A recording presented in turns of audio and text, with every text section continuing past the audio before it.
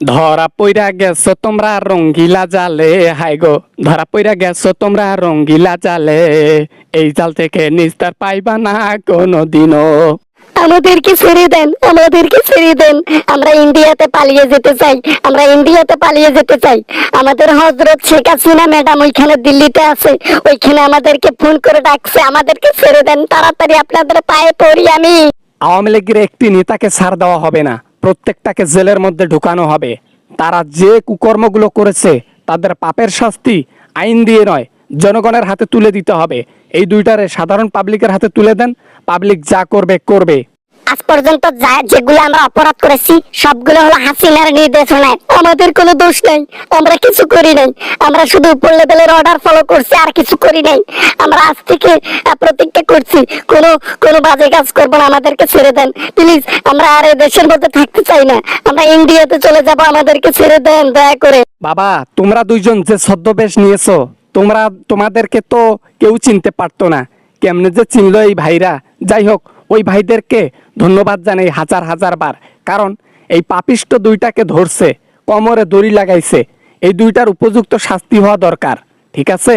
জনগণ দেখুক আওয়ামী লীগের প্রত্যেকটার শাস্তি কিরকম হয়। এই বেয়াদব দুইটার শাস্তি দেওয়ার ব্যবস্থা করুক তাড়াতাড়ি প্রশাসন। না না না, আমাদেরকে একবার সুযোগ দেন। আমাকে আমার দুজনদেরকে, আমাদের দুজন আমাদেরকে একবার সুযোগ দেন। আমরা যতগুলো বাংলাদেশের জনগণ আছে সবাই গু খাবো, তারপর আমাদেরকে ছেড়ে দেন প্লিজ দয়া করে। শুধু তোমরা নও, আজকে এই বাংলাদেশের মাটিতে যতগুলা পাপিষ্ট আছে, যতগুলো আওয়ামী লীগের নেত্রী আছে, যতগুলো নেতা আছে, সব কয়টার বিচার হবে ওই কাঠগড়ার মধ্যে। প্রশাসন এক একটাকে ধরবে এবং রিমান্ডে নেবে। উপযুক্ত শাস্তি না দেওয়া পর্যন্ত বাংলাদেশের মানুষও ঠিকভাবে ঘুমাতে পারবে না। এতবার বারণ করলাম যে আমরা নদী দিয়ে না পালাই, তোর কথাতে আজকে নদী দিয়ে পালাইতে গিয়া এই যে ধরা খাইলাম। এখন কুঞ্চা সহ বাস আমাদের পিছনে দেবে, এবার সহ্য করার মতো বয়স আছে আমাদের। যদি হইতাম ইয়ং তাহলে একটা কথা ছিল। সরকারের কাছে অনুরোধ জানাচ্ছি, আনিসুল হক এবং সালমানকে উপযুক্ত শাস্তির ব্যবস্থা করা হোক।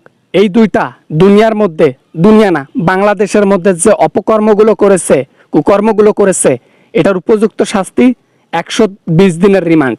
সেই রিমান্ডে প্রতিদিন 10 থেকে 15 হালি ডিম ভিতর দিয়ে দিতে হবে, মানে পিছনের কথা বলছি আর কি। না ভাই, না ভাই, এত কম বয়স, এটা যদি কম বয়স হইতো তাও একটা কথা ছিল ভাই। এতগুলো ডিম নিতে পারবো না ভাই, দিনে 1 পিস করে ডিম দেন ভাই, তাছাড়া দিয়েন না। এই এই 20 থেকে 30 হালি ডিম দিলে পিছনের কিছু থাকবে? বলেন ভাই, বলেন। বাংলাদেশের মধ্যে যে কুকর্মগুলো করেছো তার উপযুক্ত শাস্তি শুধু 20 হালি ডিম দিয়ে নয়, বড় বড় রাজহাঁসের বড় বড় সাইজ দেখে তোমার পিছনে ডেইলি 15 থেকে 20,000 ডিম ঢুকাইতে হবে এবং মুখ দিয়ে সেটা বের করতে হবে। এটা উপযুক্ত শাস্তি না। এই শাস্তিগুলো বহন করার পর তোমাকে, তোমার সাঙ্গুকে, এই দুইটারে জনগণের হাতে তুলে দিতে হবে। জনগণ যা করার করবে। জনগণের মাল দরিয়ায় ঢাল।